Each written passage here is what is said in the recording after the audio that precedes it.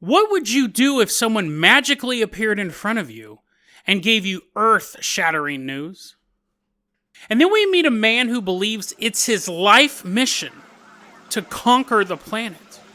From an early age, he set out with one goal: to be a one-man Illuminati. Today on Dead Rabbit Radio.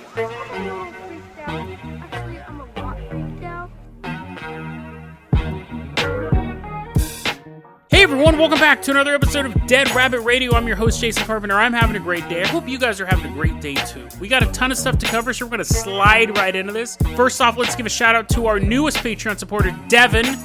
Devin, thank you so much for supporting the show. He's doing a little Macarena in the corner. He's doing that dance. It's the year 1997, apparently. But Devin's having a good old time doing that dance. Devin, you're going to be our captain, our pilot this episode. If you can't support the Patreon, I totally understand. Just spread the word about the show. That also really, really helps out a lot. But Devin, when you're done doing the Macarena, he's still doing it. He still has a couple more verses to go, but he's finally done. I'm going to toss you the keys to the Jason Jalopy. Drive us out to Brazil. Driving down the long, lonely highway that stretches all the way from America to Brazil. Is there one? Specifically, we're going to Mirassol. That's in Sao Paulo, Brazil. Also, hit that little time travel button because we're going back to the year 1983. It's March 30th, 1983. And it's late at night. And as we're driving down the road, we come across the man. He's not named in this, so let's call him Gary. Gary is a night watchman at his job, and he's just doing his thing. He's watching stuff. He's perfect for it. He has eyeballs. He was born to do this job. He's watching everything, and then right in front of him, a humanoid appears. This creature, for lack of a better word, it's not necessarily an alien or a cryptid, but this humanoid appears right in front of him, has dark skin and red crinkly hair. Like, that's kind of an odd combination to begin with. But also the fact that he magically appeared in front of you. And this stranger is standing right in front of Gary and says, "We have a kid. Her name is Azalea." Figure disappears into a puff of smoke. You don't see that very often. You don't see that very often outside of a Looney Tune cartoon. Person appears, disappears in a puff of smoke. Says, "We have a child together named Azalea." That's it. That's the whole story. Now, what's funny is that story is more perplexing than so much other stuff we talk about on this show. Because if it had been a gray alien, if it had been a ghost, I've mentioned this before on the podcast, you have mythology, you can plug that into context. You're like, oh, here's a ghost, I can do research, and maybe the place used to be haunted, or it's still haunted, there's a ghost here, but maybe someone tragically died here. If it was an alien that would appear, you go, oh, human hybrid experiments, like, I must have been abducted at some point.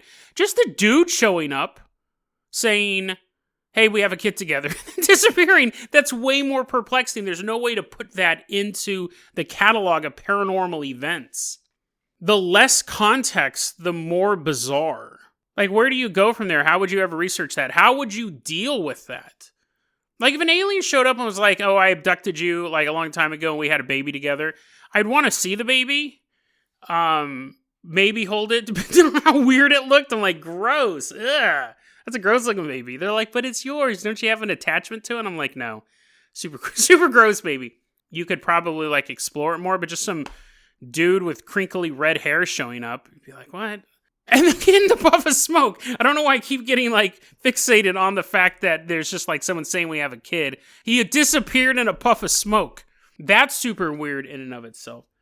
I wonder if a ghost can have a kid with a person. We've covered stuff like that before with crazy women saying that ghosts have impregnated them, but they were nuts. Outside of people being nuts, could you have a ghost baby? Could you have if you can bang an alien and have a alien baby, and apparently you can bang this dude, if you want a kid named Azalea, could you bang a ghost? Could you have, not talking about succubi either, like an actual ghost. Like some woman who died in the 1800s who looks kind of hot in that old pioneer clothing, and then, like, can you bang her? That is the immortal question. That is truly what every paranormal investigator really wants to know. I don't care about orbs, EVP meters, nothing like that. Can I bang it? Can I have sex with a ghost? And preferably, Like, if it's preferably a living baby, which would be hilarious to watch a ghost walk around. She's like, oh, I'm getting pregnant. And he's like a full-on little baby person that's totally solid inside of a ghost. Keeps falling out. She's like, oh, this is going to be a long 9 months. She has to hold it in. Or borrowing a real-life baby from a ghost, and maybe the baby has like ghostly eyes. Like the eyes are like a ghost blue. Borrowing a human baby born out of a ghost, Casper. If I'm going to bang a ghost lady, if she gives birth to Casper, that'd be dope. Because Casper was pretty cool. Like, I mean, for what he was a bad cartoon, but out of all that era of just like really cheesy cartoons, you could kick it with Casper. that is my side tracking from that otherwise bizarre story. What would you do if someone just appeared in front of you and said they had a kid? Obviously, in real life, you'd be like, no, we don't. But if they magically could appear and disappear in a puff of smoke, you'd kind of wonder if maybe at some point you had banged a dude and you had a daughter. And then what? Again, super perplexing. The less information, the scarier, really. Maybe someday he'll meet Azalea. Devin, let's put you in that Carpenter copter. We are going to fly on out to Florida. Now, Devin, I chose Devin to be the pilot on this episode because he has the military chops that are going to be needed to keep us safe during this episode. So everyone gear up, put on your BDUs, get your guns cocked. Make sure no teachers are putting bullets in backwards. That's yesterday's episode, if you didn't hear that one. All of our bullets are in the right way. We are flying out to Florida. Devin's given us the A-OK because he is bringing us now over the business of Frank Amodo. It's a very unassuming business just sitting there. You wouldn't even think anything of it as you're flying 15,000 feet over it. You wouldn't think anything of it if you were walking into the front door. But this business is owned by a man who will someday conquer the planet. Before we get started here, I got to give a shout out to two people. First off, the person who recommended this story to me, Der Grobman on YouTube. He recommended it to me about midnight the other night, and I was up till about 2:30 reading this article. Very, very fascinating story. Thank you so much for sending it over. And I want to give a shout out to the author of the article, Matthew B. Cox. He wrote an article called It's Insanity, the bizarre story of a bipolar megalomaniac's insane plan for total world domination. That's not clickbait. That's what we're going to be talking about. And Matthew did an amazing job. He did a ton of interviews with this guy. Wanted to give a tip of the hat to him. Most of the information I got is from his article. I had other sources as well, but as far as all of the interviews and things like that, Matthew did an amazing job. Frank Amodo knew from childhood that he was destined to rule mankind. Divinely destined. It's not just like he woke up one day and goes, hey, I want to do that. He's pointing at a globe. Someday I'm going to own that. As a toddler, these are stories that he told at least. As a toddler, he walked away from his daycare. I don't need you, daycare. You suck. Little toddler dude's walking out in his little jammy jams. He walks into traffic. You're like, Jason, this guy's supposed to rule the planet. He doesn't even know what traffic is. Well, he is a toddler. You would think he would die. Because generally when toddlers walk into traffic, it's not good. It's not a happy ending. Eventually, a Good Samaritan found him. After he ran over him a couple times, he's like, uh-oh. But no, he just ran over the footsie part of his pajamas, didn't hit him. Takes him, drops him off at his parents' house. At age 6, he was walking along the train tracks, walking tightrope style on the train track. And he's walking, and then all of a sudden he hears a voice in his head saying, get off the tracks. So he got off the tracks, and a train drove by. Almost killed him. If he hadn't heard that voice in his head, or if he hadn't heard the sound of an 800-ton mechanical beast from behind him. I don't know if he was listening to a Walkman. I don't think the voice in your head is really what you need to listen to. You need to listen to the choo-choo, chugga-chugga, chugga-chugga, chugga-chugga, chugga-chugga. 3 years later, so when he was 9, he said that his aunt was like, hey, Frank, you want to come hang out? I forgot your name and looked over at my notes. Hey, my favorite nephew, Frank. Why don't you come over to my place and let's just like hang out, do a bunch of stuff, you know, like walk on train tracks. We know you like that. I got a lot of traffic by my house. And Frank's like, nah, I'm good. Because he actually hears a voice in his head saying, don't go to your aunt's house tonight. And then the next morning, his aunt was murdered and her body was found in a dumpster. She'd been murdered and her fiance's best friend killed her. So basically, he was having these near misses, and the fact that he was surviving these things meant that God was willing him towards a greater destiny. And also, he should probably get his hearing checked because he didn't hear a train coming. And as he gets older, he has a pretty varied life. He was like going to college, double major, doing all this stuff. At one point, the CIA was trying to recruit him, but then his dad fell ill. So a lot of this story makes you think that this guy is making this stuff up, because we cover blowhards all the time on this show. But early in life, he's telling these stories. I got to skim over a bunch of the stuff because it's just like he was a lawyer and he was a guy. It's a very, very fascinating story, and you can read the article for more in-depth stuff. But I want to kind of get to the meat of the conspiracy realm of it. In college, he comes up with a plan called Capital Genesis, which is described basically as benevolent capitalist fascism. The world would be run by corporations, and he would run the corporations. He basically wanted to push out governments and politicians and create a corporate structure that would rule the planet. He said, quote, "By 2012, I expect I'll have offices within 1 hour of every human alive everywhere." And the thing is he was a good businessman. He knew what he was doing. But he was also, this is where we start to get an allegedly type of stuff, but he was also really good at hiding numbers from his time as an accountant. So he set up, this is how his businesses worked. He would find businesses that were having financial trouble because he was a bankruptcy attorney by trade before he started this thing.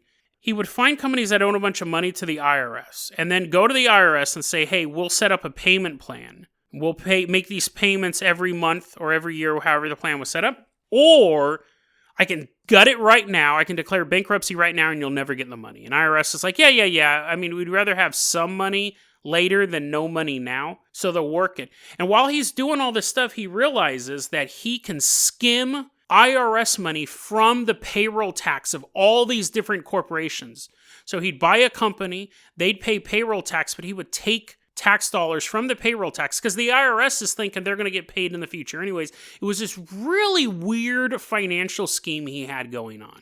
So not only was he getting money from the business as it was continuing to turn a profit because he's revitalizing it, he was also getting extra money from all of these companies skimming a little bit out of their payroll taxes. Because the thing is, a dictator needs money. So he wasn't just investing in businesses to help people out or to make short-term goals. He was going to use this money to fund his plan of world domination. And this all kinds of starts to pick up around 2005. So first he's buying little firms here and there. Here's a little shop in Florida that needs some help. Here's some place in Saskatchewan that needs bigger investment. He's building up this portfolio of money-making businesses. Then he starts to invest in tactical operations. He was basically investing in security companies that were then being contracted out by the U.S. government to go do things in other countries that the U.S. government didn't want to be tied to. Snatch and grab operations. You send some people over there, you send 6 dudes, 12 dudes, whatever it is. They'll grab a drug lord off the street, grab a witness that the government wants, snatch up a terrorist, take him back.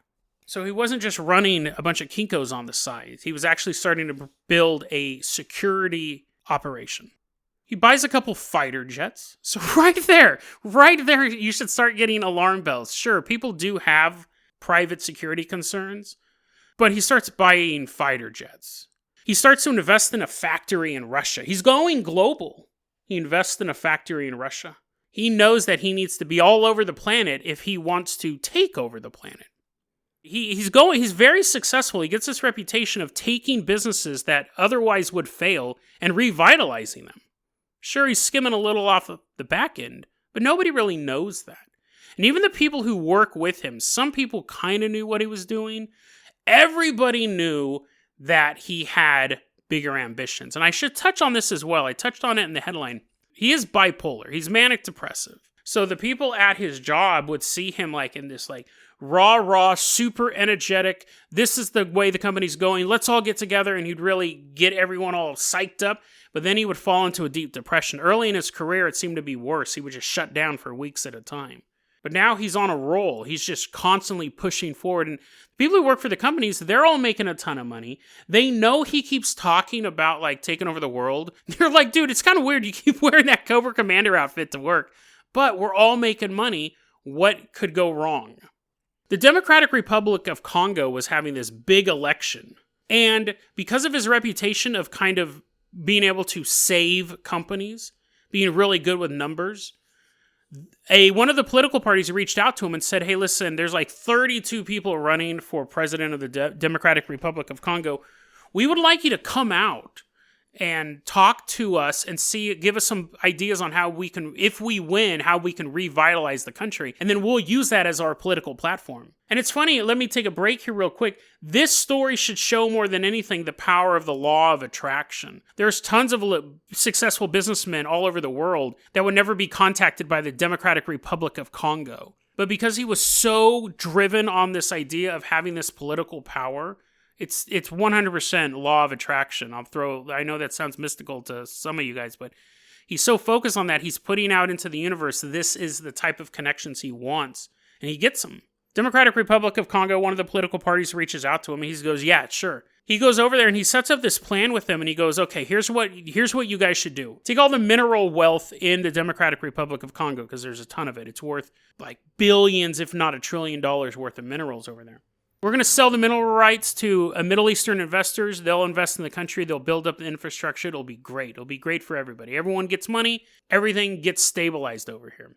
But because he's talking about bringing in foreign investments, because he's a foreigner himself, he has a security team on the ground to work with this political party. They get arrested because they're a bunch of foreigners. They're talking about bringing in outside interests, and people are super suspicious of them. And they're all thrown in jail. And at this point, Frank's really upset because this is almost like a black eye on this idea that he's going to rule the world someday. Like his people are actually being detained. He ends up calling the State Department, the United States State Department. He's like, you guys got to get my people out of there. They were being used as a propaganda tool. Every so often they were being marched out, put guns to their head, and then, we're not going to kill you today, and take them back into the jail. So that's a war crime. You can't actually do mock executions. You, oddly enough, can do real executions. But the State Department is trying to get this all settled, and Frank tells the State Department, I have 100 men ready to go. I have Hellfire missiles. If they try to do anything to my contractors, I'm going to level the city. And his contractors are eventually let go. They leave the country. So after that, this is his first big public step into international politics. It's actually a news story. And people are going, how did this guy in Florida assemble a bunch of shock troopers and Hellfire missiles and everything like that? How did this go on? But again, it's not raising red flags. NATO says, you know what? We kind of like your style. How would you, with all your business acumen and your security connections, like to actually host a NATO meeting that we're going to have in Latvia?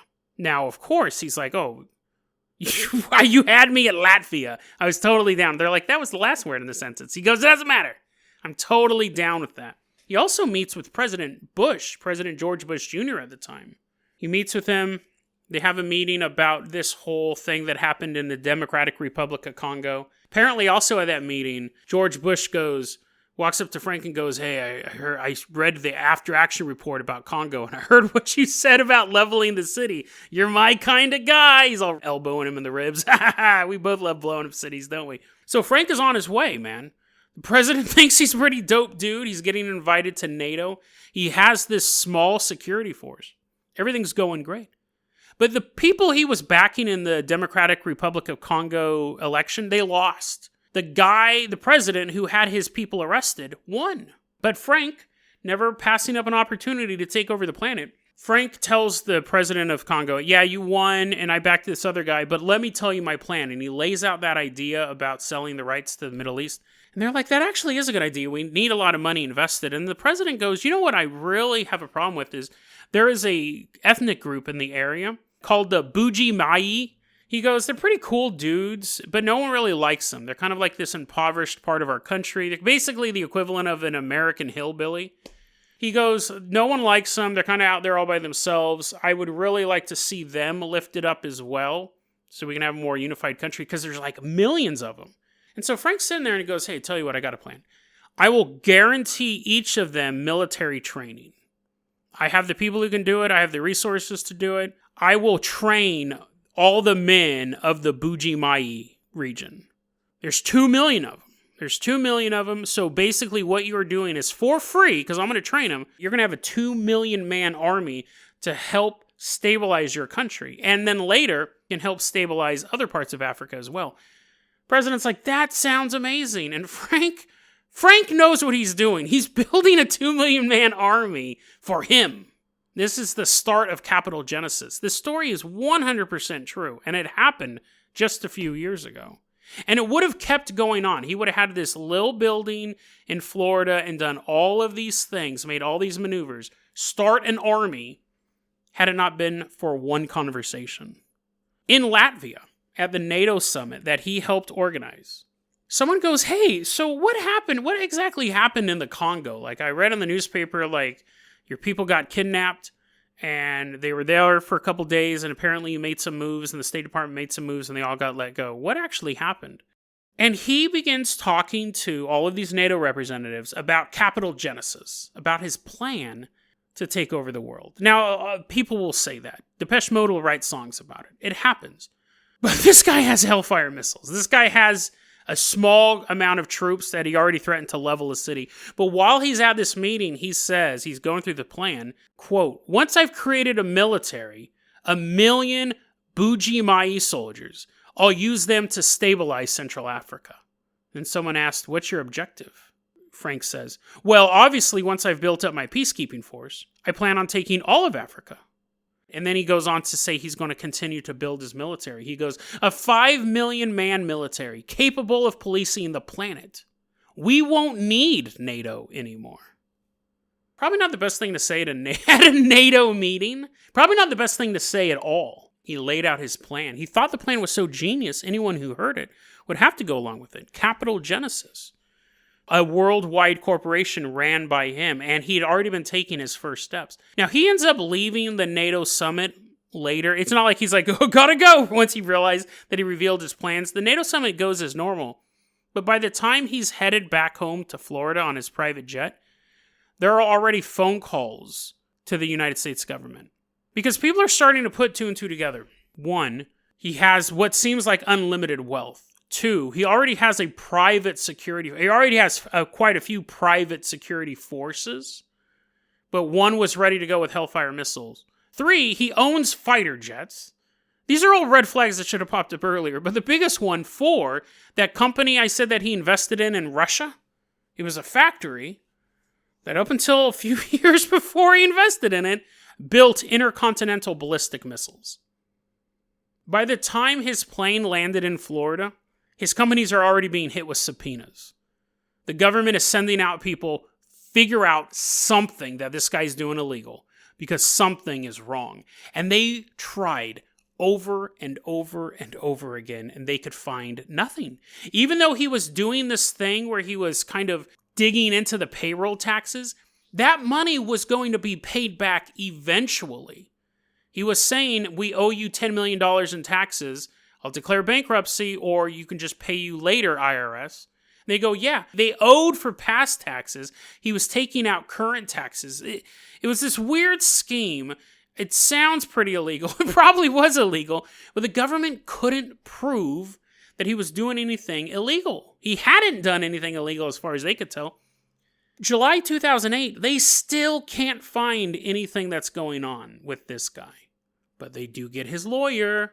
They're somehow able, this is really interesting, this article I read, they lean on his lawyer. I don't know what they found on this lawyer. I don't know if the lawyer is a good guy and developed a conscience and, didn't want to take over the planet, or if they found something on him. I'm not for sure, but the government leaned really, really hard on his lawyer. His lawyer goes, listen, you got to take a plea deal for this.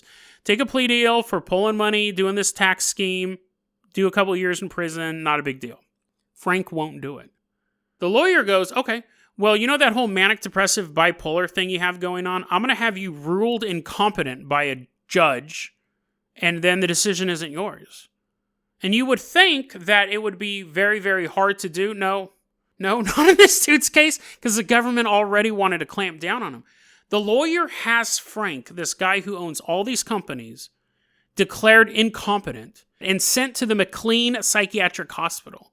At that point, he is diagnosed with bipolar disorder, which he does have. Earlier in life, they didn't really know what that was. Back in the 60s, 70s, 80s, that wasn't really a thing. You were just depressed. And that even wasn't a medical condition. He was medicated very heavily. September 22nd, 2008, so just a couple months later, his lawyer has Frank in court and says, hey, my client is now ready to plead guilty. He's competent. We know he was in that psychiatric hospital for a while. He's now ready to plead guilty to these charges, Your Honor. And the judge looks over at Frank, and he's literally drooling as he's sitting there. He's so pumped full of antipsychotic medicine, he's drooling in court. The judge is like, okay, I'll take it. Yeah, he seems competent. In total, he owned 70 companies and had taken a total of $64 million. In the end, through all sorts of other shenanigans that were going on, in the end, he did get sentenced because he pled guilty. He was competent, even though he's all, he pled guilty. He got 22 years in prison. He's still alive. He's still in prison. For quite a few years, he was drugged out of his mind. Not by choice. The prison authorities were keeping him on drugs. And then, when he finally gets off the drugs, it had been a couple years. He's a lawyer by trade. He starts to realize stuff. He goes, first off, I was a ward of the state. When I was declared incompetent, I was a ward of the state. And by not having my own... It doesn't matter whether or not I'm competent or someone else says I'm competent. If I'm still a ward of the state, I can't take a plea deal. 2, when I was declared incompetent, there was someone else who was appointed as my guardian. It wasn't a lawyer. They should have been present as well when I took the plea deal. Even the judge said, had I known he was a ward of the state, I can't take a plea deal if someone's a ward of the state. You should have realized the guy was drooling. That should have been your first thing. But he goes, maybe there was just a really juicy steak and I couldn't see. So the judge was like, maybe that's why he was drooling. The government actually did take a look at all of his findings. Frank puts this thing together and goes to the government, look at all these problems with the trial. And my lawyer didn't have my best interest in mind. A lawyer has to have your best interest in mind. My lawyer was actively working to get me thrown in jail. So this stinks. I need to be let out. And the government looks at it and they go, you're right. You're right. However, you only have 1 year after you are sentenced to argue that your lawyer didn't have your best interest in mind. It's like 5 years later. He's like, yeah, but I was trucked up. The government was pumping me full of drugs. And they're like, nope, that's the deadline, dude. So Frank still sits in prison. Now actually runs a law firm in prison. He's constantly getting inmate sentences reduced, some of them released. He has other inmates working as paralegals. Oddly enough, he stole about $60 million from the government through that IRS scheme. He saved the government $83 million in housing criminals by getting them let off. To wrap this up, let's go back to Matthew Cox's article here. I'm going to read you this passage from it, and it really should give you an idea of where Frank's mind is at right now. Matthew asks, quote, how long did you think it was going to take for you to conquer the world and become emperor?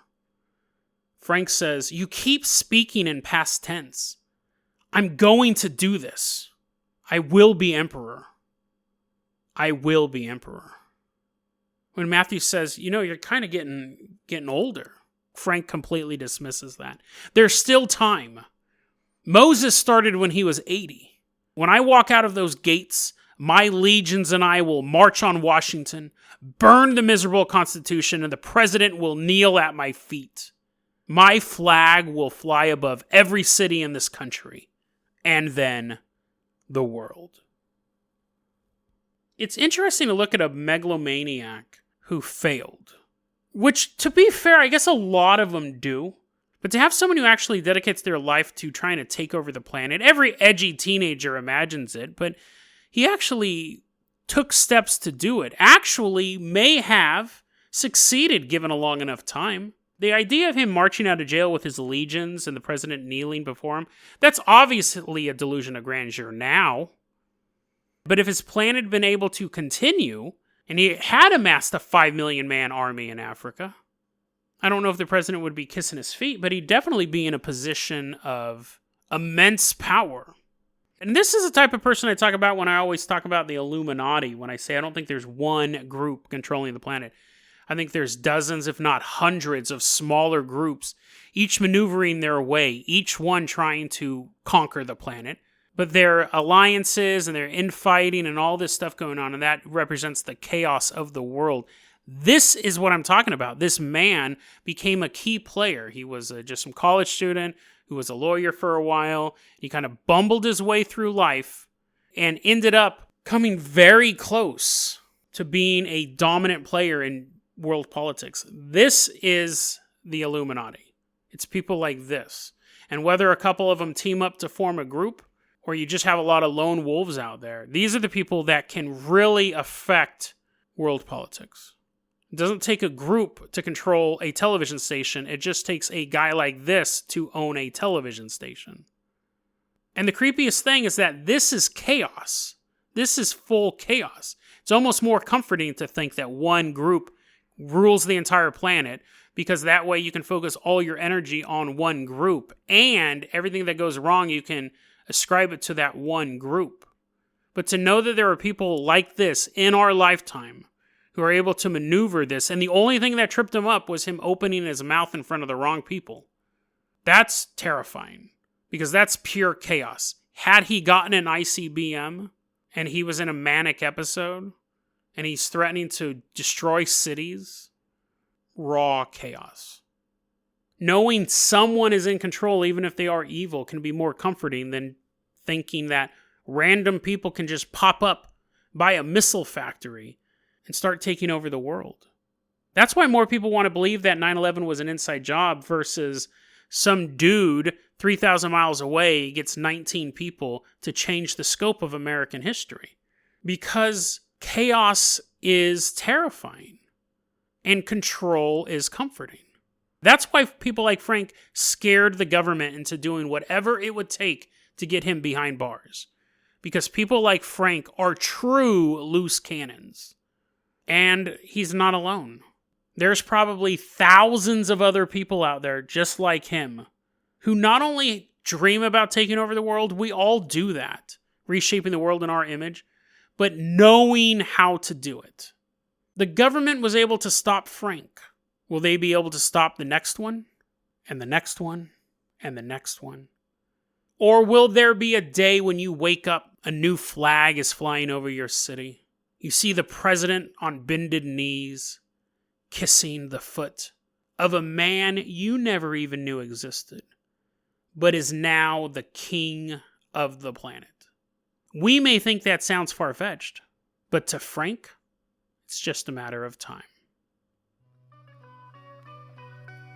DeadRabbitRadio@gmail.com is going to be our email address. You can also hit us up at Facebook.com/DeadRabbitRadio. Twitter is @DeadRabbitRadio. Dead Rabbit Radio is the daily paranormal, conspiracy, and true crime podcast. You don't have to listen to it every day, but I'm glad you listened to it today. Have a great one, guys.